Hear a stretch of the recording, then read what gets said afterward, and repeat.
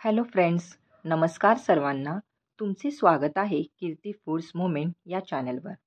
तुम्ही बघतच असाल तर आजचा पदार्थ आहे तो म्हणजे पुलाव राईस. यामध्ये आपण सर्वप्रथम राईसचा म्हणजेच तांदूळाचा वापर करणार आहोत. इथे आपण 2 कप तांदूळ घेणार आहोत आणि स्वच्छ पाण्याने धुणार आहोत. नंतर 10 मिनिटांनी तांदूळ पाण्यातच ठेवावे. 10 मिनिटानंतर पाणी काढून घ्यावे.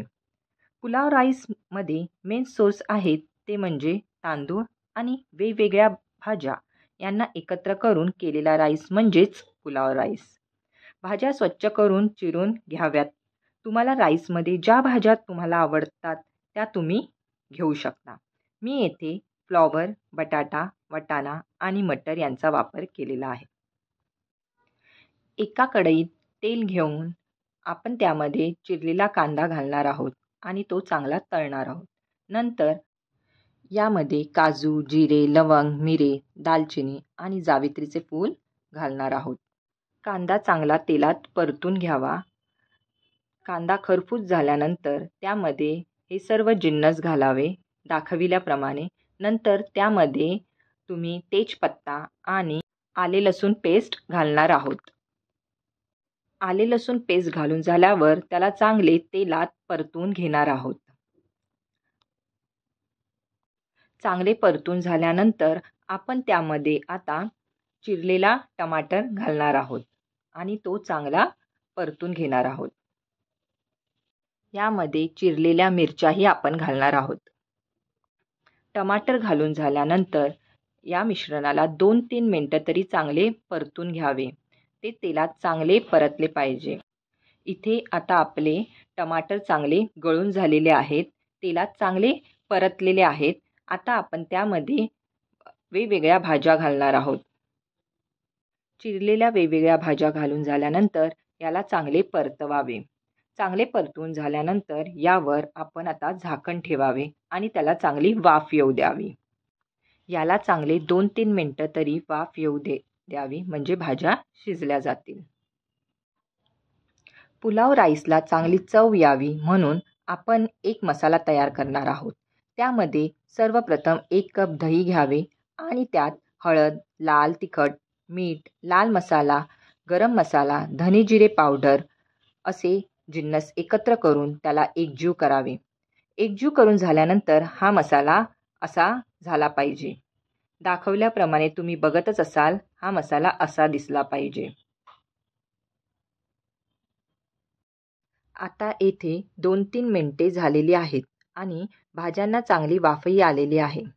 त्या चांगल्या शिजलेल्या आहेत. शिजलेल्या भाज्यांमध्ये आपण हा मसाला घालणार आहोत आणि आता त्याला चांगले परतून घेणार आहोत. भाज्या आणि मसाला एकजीव करून त्याला चांगले परतून झाल्यानंतर त्यावर पुन्हा झाकण ठेवून त्याला एक चांगली वाफ येऊ देणार आहोत. आता थोड्या वेळाने झाकण काढून घ्यावे. याला चांगली वाफ आलेली आहे. त्याला चांगले परतून घ्यावे आणि त्यामध्ये आता धुवून घेतलेला तांदूळ आपण घालणार आहोत. तांदूळ घातल्यानंतर त्याला चांगले एकजीव करणार आहोत. येथे भाज्या आणि तांदूळ यांना एकत्र करून चांगले एकजीव करून घ्यावेत.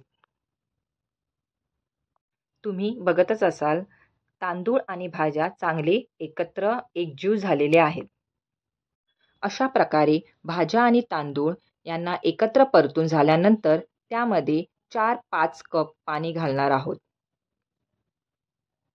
आणि त्याला चांगले ढवळून घेणार आहोत. ढवळून घेऊन झाल्यानंतर आपण त्यावर झाकण झाकावे. त्यावर झाकण ठेवून कमी गॅस करून त्याला शिजवायला ठेवणार आहोत. आता त्याला चांगले 5 मिनिटं तरी वाफ येऊ द्यावी. त्यानंतर झाकण काढून बघावे.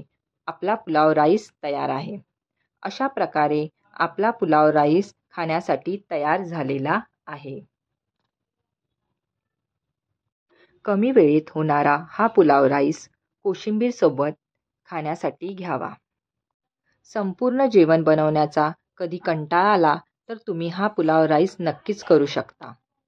मोठ्या माणसांबरोबरच लहान मुलांचाही आवडीचा असा हा पुलाव राईस तुम्ही नक्कीच बनवा. असा हा गरम गरम पुलाव राईस बनवा, खा आणि मस्त रहा. रेसिपी आवडल्यास लाईक करा, शेअर करा आणि सबस्क्राईब करा. व्हिडिओ बघितल्याबद्दल धन्यवाद. Bye bye.